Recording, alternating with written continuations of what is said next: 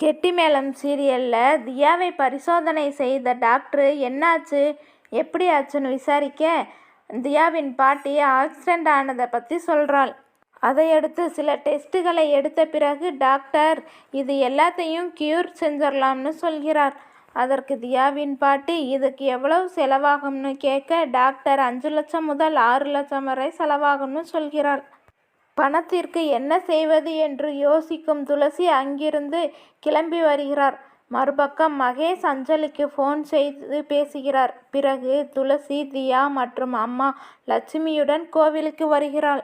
அதே கோவிலுக்கு வெற்றியும் வர லட்சுமி அவனை பார்த்து பேசுகிறாள். அடுத்து பிரசாதம் வாங்கிட்டு வர்றேன் இருங்க அப்படின்னு சொல்லிட்டு லட்சுமி போகிறாள்.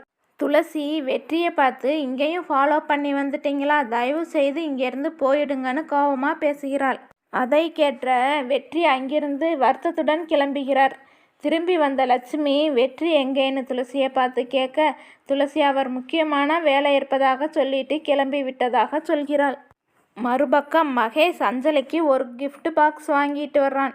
வீட்டில் நீ தனியாக இருக்கிறேல்ல, அதுக்காக உனக்கு ஒரு gift பாக்ஸ் வாங்கிட்டு வந்திருக்கிறேன்னு சொல்லி அஞ்சலியிடம் அந்த gift பாக்ஸை கொடுக்க அஞ்சலி ஆர்வத்துடன் அந்த பாக்ஸை பிரிக்கிறாள். அதில் பேசும் பொம்மை ஒன்று இருக்க மகேஷ் ஐ லவ் யூ அஞ்சலி என்று சொல்ல அந்த பொம்மை அதை திருப்பி சொல்கிறது. பிறகு அஞ்சலியும் ஐ லவ் யூ டூன்னு சொல்ல அந்த பொம்மை அதை திருப்பி சொல்கிறது. அதை பார்த்து அஞ்சலி அந்த பொம்மைக்கு முத்தம் வைக்கிறார். அப்போ மகேஷ் வாங்கிட்டு வந்த எனக்கு ஒன்றும் இல்லையா அப்படின்னு ரொமான்டிக்காக பேசுகிறான்.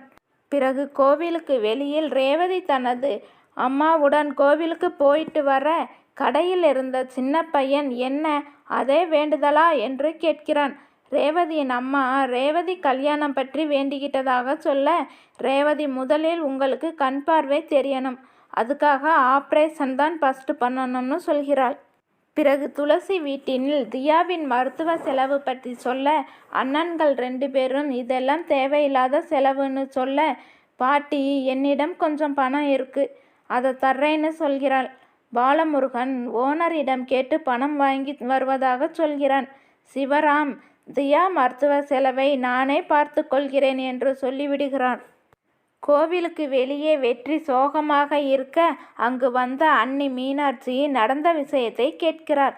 இதுக்கே இப்படி சோர்ந்து உட்கார்ந்துட்டா எப்படி தம்பி, துளசியை இம்ப்ரெஸ் பண்ண என்ன பண்ணணும்னு யோசி என்று ஏற்றி விடுகிறாள். இப்படியான நிலையில் அடுத்து என்ன நடக்கப் போவது என்பதை பற்றி தெரிந்து கொள்ள கெட்டிமேளம் சீரியலை உங்கள் ஜீ தமிழ் தொலைக்காட்சியில் காணத் தவறாதீர்கள்.